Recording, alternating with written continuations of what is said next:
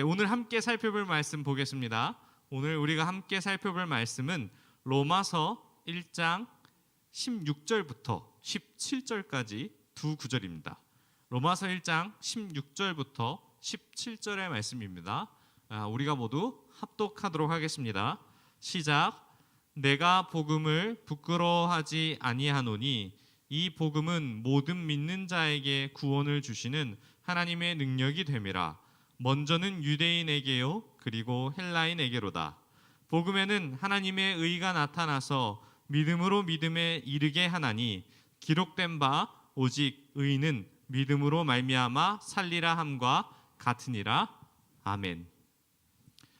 복음 하나님의 처방이란 제목으로 하나님의 은혜를 함께 나누도록 하겠습니다. 여러분 혹시 문송합니다라는 이야기를 들어본 적이 있습니까? 커뮤니티에서 이 문과와 이과 대전의 이야기할 때에 어떠한 이과적인 얘기를 막 써놨습니다. 전도사님은 학교를 다닐 때 문과를 나와가지고 이 이과에 대한 개념이 잘 어렵습니다. 전도사님이 제일 싫어하는 과학이 과학이었거든요. 물리, 그나마 조금 좋아했던 거는 화학이었는데 물리, 지구과학, 뭐지? 그 다음에 생명? 생화학이라나? 뭐라 그러지? 생명? 너무 어려워가지고 와 이거 도대체 무슨 나라 말이야 라고 할 정도의 굉장히 어려웠습니다. 또 제일 어려웠던 과목이 뭐였냐면 수리였습니다. 저는 수포자 중 한 명이었거든요.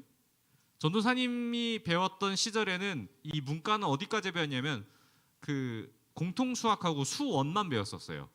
미적분이나 이런 것들은 통계나 이런 거는 아예 안 배웠고, 그렇기 때문에 근데 또 신기한 거는 저희가 문과기 때문에 그 지원하는 학교가 좋은 학교만 수리를 반영했어요. 그래서 수리를 공부하지 않아도 됐던 그러한 시대였어요. 근데 수리 성적이 너무 수능에서 잘 나왔어요. 1번부터 쭉 풀었더니 내가 생각했던 것보다 훨씬 더 잘 나온 거예요. 막 6, 7등급 나올 줄 알았는데 4등급이 나왔더라고요. 그냥 1번부터 15번까지 열심히 잘 풀었을 뿐인데 좋은 성적이 나와서 굉장히 의아했죠. 근데 아무런 쓸모가 없었죠. 제가 가는 학교에는 이 수리를 반영하지 않았기 때문이죠. 그렇다면 이 이과적인 요소가 있는데 이 이과를 설명하기 위해서는 여러 가지 법칙들이 설명되잖아요. 예를 들면 A는 B다, B는 C다. 이런 이론들이 있는데 이런 것들을 잘 이해하기 어려워서 이 문과적인 답변을 하는 사람들이 난 문과이기 때문에 잘 이해를 못했어요.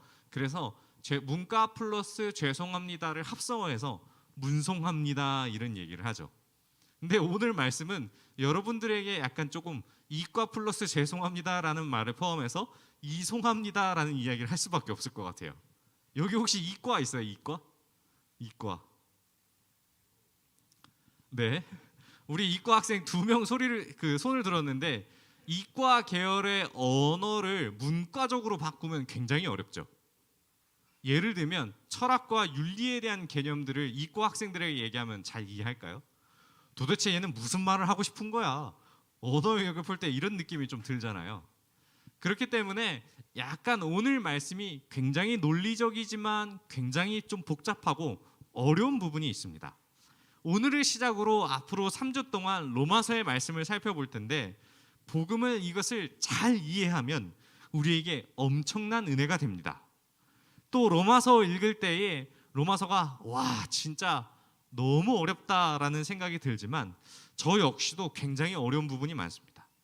그래서 로마서를 오늘 읽은 말씀을 본격적으로 살펴보기 앞서 잠깐의 로마서의 개론에 대해서 이야기했습니다. 로마서를 기록한 목적을 살펴보면 로마 교회가 복음을 깨닫고 복음의 영광스러운 구원을 체험하길 바라면서 바울은 이 편지를 기록했다고 합니다. 이 이야기가 무엇이냐면 자신이 경험한 은혜를 로마 교회에도 그대로 이어서 받았으면 좋겠다라는 마음으로서 편지한 것입니다. 우리가 말씀에서 살펴보지 않았지만 바울은 이 로마 교회에 편지할 때 가장 처음에 뭐라고 자신을 소개하냐면 나는 종이다 라고 이야기를 하죠. 나는 종인데 어떤 종이냐라고 얘기하면 그리스도의 종이라고 이야기합니다. 곧 종이라는 얘기는 내가 어떠한 사람에게 소속되어 있다라는 것을 뜻합니다. 야, 너 오늘 나의 친구야 했을 때에 나의 친구로서 소속될 수 있지만, 야, 오늘부터 너 내 밑에 해. 그러면 나의 부하로서 이런 식으로 할 수 있는 거잖아요. 그래서 바울은 내가 그리스도의 종이라고 이야기할 때에 나는 하나님께 아들이신 예수 그리스도에 속해 있구나라는 것을 이야기합니다. 곧 이어서 무엇을 이야기하냐면 바울은 사도로 부름받았음을 이야기합니다. 우리가 많이 들었죠. 사도가 뭐예요? 라고 했을 때에 여러 가지 생각들이 있지만 사도라는 것에 대한 원어적인 의미를 살펴보면 보내진 자라는 뜻을 갖고 있습니다. 그래서 바울은 예수 그리스도께서 나를 보내셨고 그리고 하나님께서 나를 가르쳐 주셨기 때문에 이 복음을 너희에게 전할 수 있는 자격이 있다라는 것을 이야기할 수 있는 거죠. 그런데 이 복음을 내가 스스로 만들어낸 것이 아니라 바로 예수 그리스도로부터 속한 사람이기 때문에 예수 그리스도로부터 이것을 받았다라고 이야기하는 거죠. 참 어렵죠.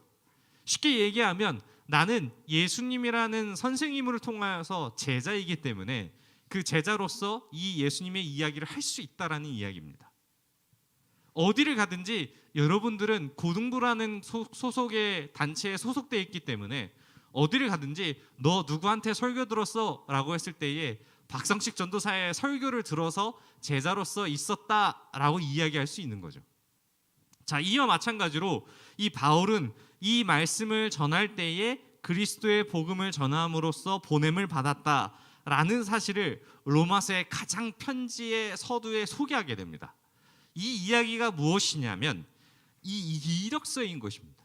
내가 어떤 사람인지를 로마 교회에 처음 표현하는데 이 바울은 로마 교회에 자신이 한 번도 방문한 적이 없기 때문에 자신을 이렇게 주저리 여러 가지 이론들을 여러 가지 설명들을 붙여서 자신을 설명하고 있는 거죠. 자, 그렇다면 이후에는 바울이 자신을 소개했다면 그 다음 어떤 것을 이야기했습니까?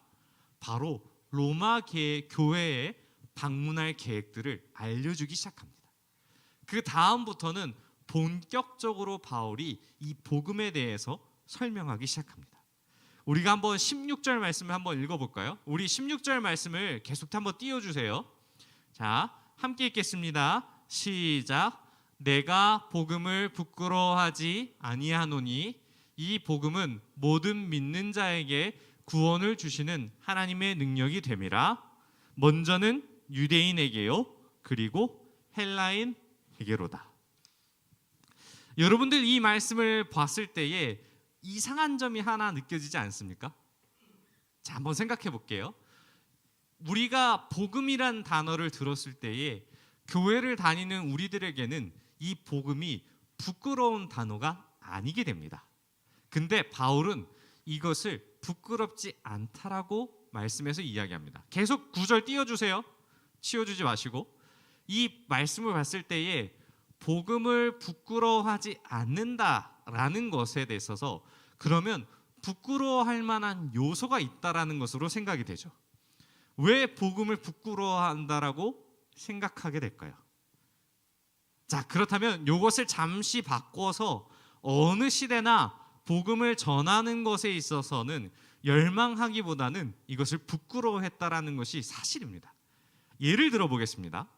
지금 우리가 이 복음이라는 것을 부끄럽지 않게 생각해도 막상 중앙동에 나가서 여러분이 찬양을 하고 복음을 전하라고 전도를 시킨다면 가장 먼저는 우리가 창피하다, 부끄럽다라는 생각이 먼저 나옵니다.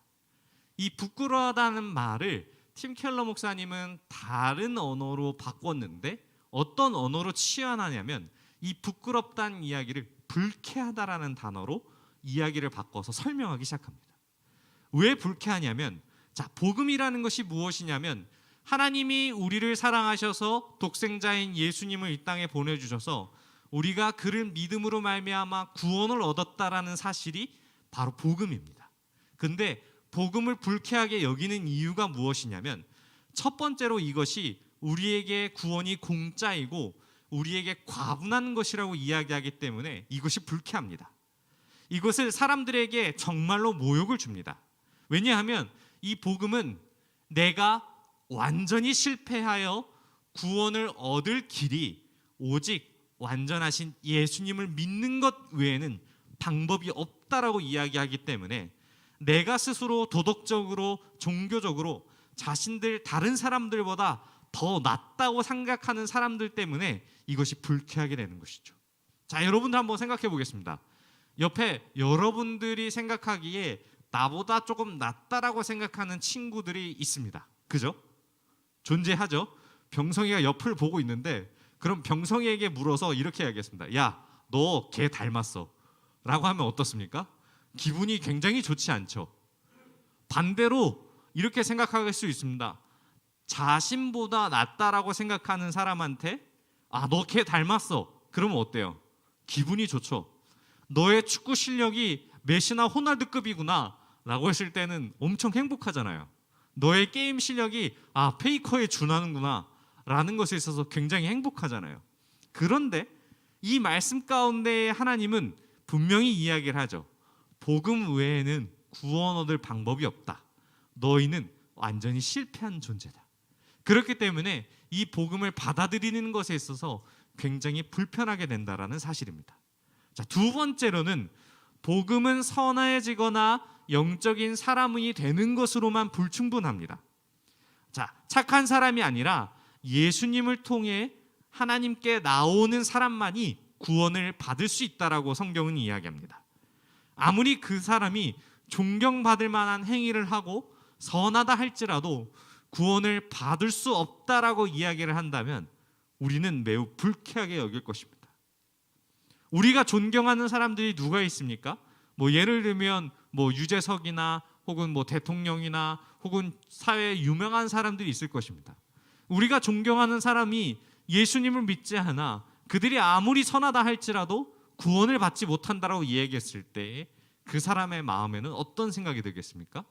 당연히 복음이 불쾌하게 여길 수밖에 없는 것이죠.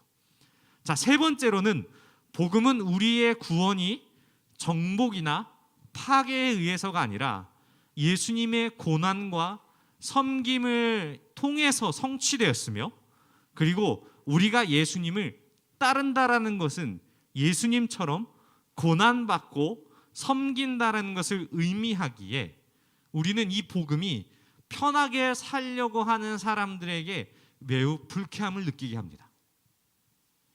여기 있는 모든 사람들은 복음을 통하여서 구원을 받고 예수님을 따르는 사람, 그리스도인으로서 부름을 받았습니다.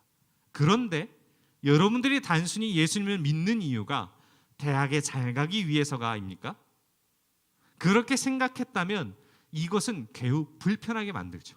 왜냐하면 하나님은 그것이 전부가 아니다라고 이야기하고 있음이 성경에 기록되어 있기 때문입니다. 너희 그 모든 것이 하나님 외에는 우상이기 때문에 굉장히 이것이 불편해한다는 것이죠. 그래서 바울은 이렇게 이야기합니다. 내가 복음을 부끄러워하지 아니하노니 내가 창피하지 않을 이유가 어디에 있는지를 설명하기 시작합니다. 무엇이냐면 바로 하나님의 능력에 있다라고 이야기를 하죠. 자, 복음은 어떤 철학적 개념이나 말이 아니라 능력에 있다라고 이야기를 하죠. 이 능력이 어떤 능력이냐면 하나님께서 우리를 아주 새롭게 변화하는 것을 의미하죠. 그래서 복음이 우리에게 인격적으로 만나게 되면 우리의 인생이 변하게 됩니다. 인생이 어떻게 변하는지 아십니까? 우리의 생각과 마음이 변하고 인생의 목표가 달라지고 세상에 대한 시각과 인간관계를 완전히 새롭게 하게 됩니다. 우리가 지난주에 어떤 말씀을 들었습니까? 바로 돈에 대한 개념에 대한 말씀을 듣지 않았습니까? 저는 이 자리에서 공개할 수 없지만 굉장히 사회 평균 이하의 어떠한 돈을 받고 살아가고 있습니다. 그런데 제가 만약 이 자리에서 하나님의 말씀을 전하는 것을 포기하고 저의 인력과 어떠한 동원을 향하여서 어떠한 회사를 다닐 수 있는 능력이 있습니다. 쉽게 얘기하면 낙하산으로 꽂아줄 수 있는 어떠한 분이 대기업에 계시는 저의 인척 중에 있습니다. 대단하죠. 부럽죠. 근데 여러분들이 좋아할 만한 회사인지는 모르겠지만 전도사님의 이모부 되시는 분이 K2의 부사장이셨어요. K2 알죠? 등산 브랜드이자 굉장히 유명한 우리나라의 그 탑3 안에 들어가는 등산 브랜드인데 거기에 부사장이세요. 지금은 은퇴하셨지만 그 은퇴한 부사장이 지금 회장이 이제 전 회장님 아들이신데 전화로 부탁해서 드린 거죠. 우리 조카가 회사를 다니고 싶은데 자리 하나 만들어 줄 수 있습니까? 이게 어렵겠습니까? 쉽지 않죠. 요즘은 쉽지 않지만 실제적으로 어렵지는 않습니다. 회사의 말단 자리든지 아니면 협력업체의 어떤 일자리든지 어떠한 자리로 만들어지는 것이 너무나도 쉽습니다. 그런데 그럼에도 불구하고 저는 이 자리를 사모한다는 이유가 무엇이냐면 하나님이 복음으로 인하여서 나의 삶을 변화시켰기 때문입니다. 내가 세상의 그 어떤 많은 가치보다 돈보다 가장 귀중한 것이 바로 하나님이다. 그리고 하나님을 향한 말씀을 듣기 원하는 이 사모하는 여러분들을 향하여서 이 자리가 그 어떤 가치보다 좋기에 그 많은 돈을 포기할 수 있는 것이죠. 그래서 이 어떤 철학이나 개념이나 어려운 새로운 인생의 목표를 아예 바꿔주시고 인간관계마저 새롭게 바꾸게 합니다. 내가 사람을 미워했을 때에 복음은 사람을 용서하게 만듭니다. 그리고 또 이 모든 것에 있어서 내가 살아갈 수 있는 근본적인 이유 중에 가장 자신할 수 있는 것이 무엇이냐면 우리를 구원해 주신 하나님이 우리와 함께 해주시기 때문에 하나님의 관계가 회복되어서 하나님 나라의 시민으로서 살 수 있는 그 시민권을 영원히 보장받았기 때문에 내 삶은 또 다른 새로운 삶으로 변화될 수 있는 거죠. 그래서 복음이 새로운 삶을 만들 정도로 강력한 이유를 17절에서 이야기합니다. 자, 우리 한번 17절을 한번 읽어볼까요? 17절 말씀입니다. 시작. 복음에는 하나님의 의가 나타나서 믿음으로 믿음에 이르게 하나니 기록된 바 오직 의는 믿음으로 말미암아 살리라 함과 같으니라. 아멘. 자, 참 매우 어렵습니다. 자, 가장 강력한 근거가 하나님의 능력에 있다라고 바울은 이야기했는데 바울은 이 근거를 어디서 찾았냐면 바로 하나님의 의에 있다고 이야기합니다. 여기서 하나님의 의라는 것을 로마서 안에서 이 말씀에서 풀어낸다면 하나님의 의는 바로 하나님의 성품을 의미합니다. 우리가 하나님을 생각할 때 하나님이 어떤 성품을 가지신 분이라는 것을 생각합니까? 계속 성경 전체에서 살펴봤을 때에 하나님은 어떠한 속성을 가지고 있냐고 이야기하냐면 거룩하시다, 깨끗하다, 그리고 죄가 없으신 분이다, 완전 무결하신 분임을 성경 안에서 이야기합니다. 그러면 하나님의 성품이 이렇다고 하면 거룩하고 흠이 없으신 하나님의 성품이 우리를 예수 그리스도를 통하여서 올바른 관계를 맺게 허락하셨다. 이것을 하나님의 의가 나타났다고 이야기를 합니다. 자, 이중적인 의미가 함께합니다. 하나님이 거룩하신 하나님께서 예수 그리스도를 통하여서 우리를 구원하시는 것에 하나님의 뜻이 나타났다. 이것이 바로 하나님의 의입니다. 또 바울은 무엇이라 이야기하냐면 믿음으로 믿음에 이르게 하였다라고 이야기를 합니다. 하나님이 우리를 용서하시기 위해서 예수님이 십자가에서 돌아가셨다라는 것을 믿는 것이 바로 우리에게 가장 이 중요한 사실을 아는 것이 굉장히 중요하다라고 이야기를 하죠. 그런데 이거 하나만 아는 것으로 이야기한다면 사실 구원은 우리의 과거 청산하는 정도밖에 되지 않습니다. 조금 어렵죠. 우리가 예수 그리스도로 말미암아 구원을 받았다라는 소식이 왜 단순히 우리의 과거 죄를 청산하는 정도밖에 되지 않느냐라는 것에 있어서 하나님의 그 의의가 굉장히 중요합니다. 자, 예를 들어보겠습니다. 복음은 굉장히 단순하고 어려워 보지만 우리가 바라봤을 때에 굉장히 복잡하고 여러 가지 상황들이 섞여 있습니다. 그렇죠? 우리가 매우 간단히 얘기하지만 성경 전체를 함축한 단어이기 때문에 이것을 이해하기 위해서는 성경 전체를 봐야 합니다. 마치 언어 영역에 답을 찾기 위해서 문장 전체를 이해해야지 그 이야기가 무엇을 요구하는지를 핵심을 알기 때문에 그렇습니다. 그래서 왜 이 이야기가 나오냐면, 여러분들 아프면 어디를 찾아갑니까? 바로 병원을 찾아가죠. 병원을 찾아가서 의사에게 내가 어디가 아픈지를 진단받고 약을 처방받습니다. 그리고 그 약을 먹음으로써 내 몸이 건강을 되찾죠. 하지만 만약 이 병원을 찾아갔을 때에 이것은 의사가 치료할 수 없는 병입니다 라고 했을 때는 어떻게 되나요? 어떠한 약을 써서도 될 수 없고 치료할 수 없는 병이라 이야기했을 때는 이것을 어떻게 치료할 수 있을까요? 죄라는 것이 바로 이렇습니다. 예수님께서 십자가에 단순히 돌아가시는 것으로 끝났다면 하나님은 예수 그리스도를 약으로서의 처방으로서의 끝난 것입니다. 그런데 이 죄라는 것을 완전하게 없애기 위해 하나님의 의가 필요한데, 우리가 하나님의 의가 뭐라고 이해하냐면 거룩하고 흠이 없는 분이라고 하는 하나님의 성품이 바로 하나님의 의라고 하지 않았습니까? 그렇죠? 그렇기 때문에 완전히 치유될 수 없는 병이 예수 그리스도로 말미암아 하나님의 그 의가 완전하게 뒤덮여져서 더 이상 치료할 수 없는 죄라는 것을 하나님이, 완전 무결하신 하나님이 그것을 의롭다 칭하여 주시기 때문에 이것이 완전 무결해질 수 있는 것입니다.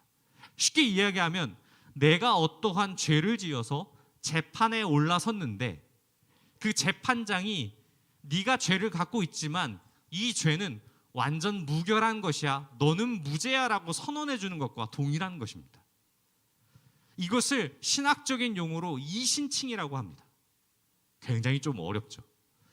예수님이 우리를 향하여서 돌아가심으로 말미암아 하나님의 의가 나타나서 그 우리를 향하여 돌아가신 것을 믿는 믿음으로 말미암아 하나님은 그 우리를 의롭다 칭하신 것입니다. 자, 다시 한번 이야기하겠습니다. 우리는 예수님을 믿음으로 말미암아 구원을 받았습니다. 하지만 이 구원에 더 나아가서 우리가 완전하게 이 죄를 청산하고 의롭다 하심을 칭해야지만 우리가 완전 무결한 존재로 있을 수 있다는 이야기입니다. 진화로서의 어떠한 몬스터가 진화하는 개념이 아니라 이거는 연장선으로 있는 것입니다. 하나님이 우리를 의롭다 하지 않았다면 우리는 과연 살아갈 수 있을까요? 어렵죠. 그렇기 때문에 죄라는 것이 이렇습니다. 그래서 죄라는 질병을 완전하게 낫기 위해서 의롭다 칭하시신 거고, 하나님의 복음의 능력은 매우 경이롭습니다. 우리가 인격적으로 복음을 만나면 어떻다라고 이야기했습니까? 삶이 변화된다라고 이야기하지 않습니까? 우리가 하나님을 사모할 때에 복음은 더 이상 우리에게 불쾌하고 부끄러운 존재가 아닙니다. 오히려 하나님을 열망하고 찾게 되죠. 그분을 위해 살고자 하는 마음으로 변화됩니다. 바로 바울이 예수님을 만나 자신의 인생이 변화되었던 것처럼 복음은 그 능력이 나타나서 변화시켜주고 있는 것이죠. 사랑하는 고등부 여러분, 오늘 말씀이 굉장히 어렵다고 생각해질 것 같습니다. 저도 준비하면서 이 말씀을 어떻게 전해야 될지 너무나도 어려웠습니다. 하지만 우리가 복음이라는 것을 이해할 때에, 우리가 그 복음이라는 것을 다시 한번 인격적으로 만날 때에 우리의 삶은 180도로 바뀌고, 여전히 우리의 삶은 어렵지만 삶의 방향성 자체를 바꿔놓습니다. 바로 복음의 능력이 그렇기 때문이며, 하나님의 의를 우리가 덧입어서 의롭다 칭하는 것을 은혜로 생각하여서 더 이상 우리가 죄의 노예로서 살아갈 수 없도록 완전 무결한 존재로 하나님의 그 의가 우리에게 입혀졌기 때문에 우리는 복음을 위해서 평생 살아갈 수밖에 없는 것이죠. 사랑하는 고등부 여러분, 여러분의 인생이 이 자리에서 하나님의 말씀을 들어서 변화되길 소망합니다. 그리고 하나님이 주신 완전한 처방이신 예수 그리스도를 더욱더 깊이 믿기를 소망합니다. 그분의 이름을 위해서 평생 헌신한다는 그러한 소망은 정말 엄청나게 뜻깊고 더 이상 이 세상의 가치로 비교할 수 없는 것입니다. 세상은 우리를 이렇게 이야기합니다. 복음을 부끄러워해, 교회 다니는 것을 부끄러워해. 그 어떤 것도 부끄러워하지 않을 이유가 바로 성경에 기록되어 있습니다. 하나님의 능력이 여러분들을 바꿔놓으시고 인도해 가실 것입니다. 오늘 말씀을 통하여서 평생토록 복음을 전하는 자로 살아가는 저와 여러분이 되셨으면 좋겠습니다. 우리 함께 들은 말씀을 생각하며 함께 기도하겠습니다. 하나님 아버지, 우리에게 주신 그 말씀을 기억하며 의롭다 칭하시는 주님 안에서 거하길 소망합니다. 완전하신 주님, 흠이 없으신 주님, 말씀을 통하여 우리를 새롭게 하여 주옵시고 더욱더 믿음으로써 하나님 앞에 나아가는 우리들 되게 하여 주옵소서. 우리 들은 말씀을 생각하며 주여 한번 부르짖고 통성으로 함께 기도하겠습니다. 주여.